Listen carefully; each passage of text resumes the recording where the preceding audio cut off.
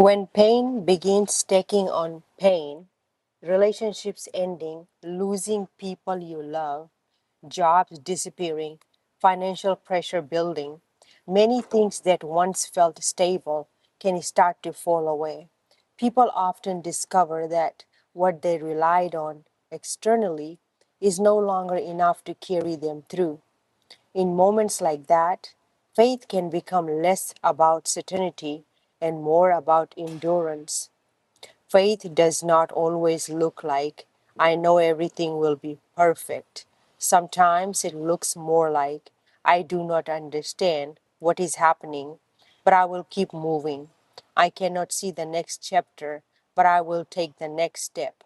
I have lost a lot, but I have not lost everything within me.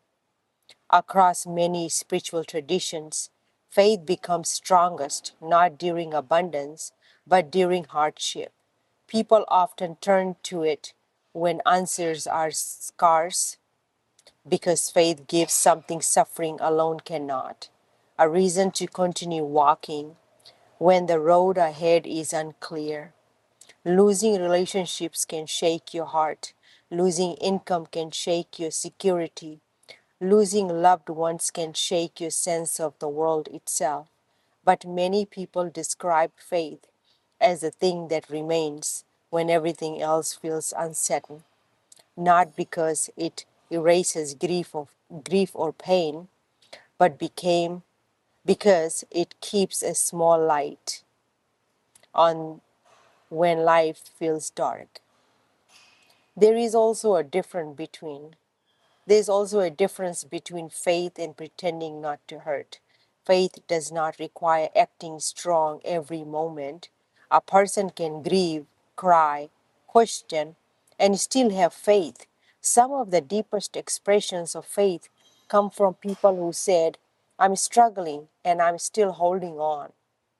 Your words, all we can hold on to is faith, reflect something many people arrive at after loss. When life strips away what can be touched, people often search for what can still carry them. For some, that is God. For some, purpose. For some, love. And for some, the belief that this chapter is not the end of this story.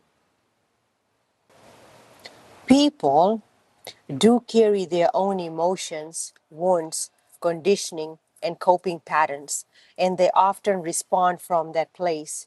So, in that sense, not everything directed at you is actually about you. And finding peace in that understanding can be powerful. It can reduce reactivity, stop you from absorbing every projection, and give you the space to breathe instead of constantly emotionally engaging with everything around you. At the same time, there is a small nuance that keeps it grounded and healthy. While people are responsible for their emotions and actions, relationships are still interactive. What others do may not define your worth, but it can still affect you, require boundaries, or call for discernment. Peace doesn't always mean total detachment. Peace doesn't always mean total detachment from others. Sometimes it means being able to stay centered while still being connected. What you are calling your peace is not negotiable, is essentially a boundary. That's a strong and healthy idea when it means you don't abandon yourself to please others. You don't over identify with how others behave. You don't lose your grounding in conflict. But peace also isn't always absence of disturbance. Sometimes it's the ability to stay steady when life and people are messy. What you're noticing sounds like emotional maturity forming, less personalization, more awareness, more internal stability. The key is just making sure it doesn't turn into emotional shutdown, but instead becomes emotional clarity. I can see people clearly, and I can still choose how close or far I engage. There comes a point in life where you start to see things differently, not because the world changes, but because you do. You begin to understand that people are not always reacting to you. They are reacting from within themselves, from their wounds, their conditioning, their unspoken battles, their unresolved emotions. And once you truly see that, you stop personalizing everything. It is not that words stop hurting. It is not that actions stop affecting you. It is that you no longer confuse someone else's inner chaos as your identity. You realize something simple but powerful. People are responsible for their emotions and their actions, not you. You can be present, kind, honest, and still not control how someone interprets you. And that truth is both humbling and freeing. With time, you stop chasing validation in places where misunderstanding is constant. You stop over explaining yourself to people who are committed to not understanding. You stop entering emotional battles that were never yours to fight. And slowly, something shifts inside you. You become quieter, but not weaker, more observant, but not detached from life, more selective with the energy, but not closed off from love. But this is what real healing begins to show you. Peace is not something you negotiate anymore. It is something you protect, not through arrogance, not through coldness, but through awareness. You learn to let people be who they are without losing who you are. You learn to observe without absorbing, to care without collapsing, to listen without caring what was never yours to hold.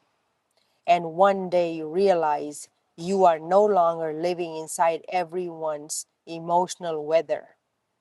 You are standing in your own calm, and that calm is not distance from life, that calm is freedom.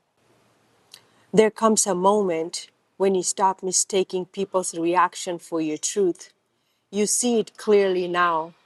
They are not always responding to you, but from within themselves, from wounds you cannot see, from storms you did not create, and something inside you softens, then strengthens. You stop personalizing every fire. Stop trying to decode every chaos. Stop caring what was never yours to hold. Because you learn this quietly, deeply, you're not responsible for every emotion that touches you. So you begin to let people be without losing yourself, to listen without absorbing, to care without collapsing, to stand without shrinking. And in that space, something sacred appears. Peace, not given, not borrowed, but protected. Now you are no longer inside everyone's storm. You are standing in your own calm. There comes a point in life where you stop reacting to everything around you and start observing instead. You begin to see people differently, not as threats, not as approval, not as rejection, but as individuals carrying their own inner world. Because you finally understand most of what people do has little to do with you. It is coming from them, from their pain, their patterns, their perception. And that realization changes everything. You stop taking things personally that were never personal. You stop trying to fix what was never yours to fix. You stop explaining yourself to people committed to misunderstanding you. And slowly you return to yourself, not in anger, not in bitterness, but in clarity. You realize peace is not something you wait for. It is something you choose, something you protect. And once you see that, you move differently.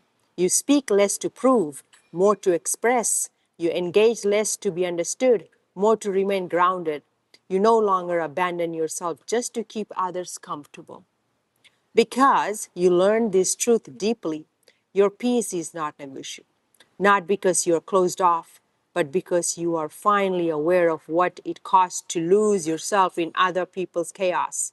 So you stay present but not absorbed, kind but not collapsed, open but not unguarded. And one day it becomes simple.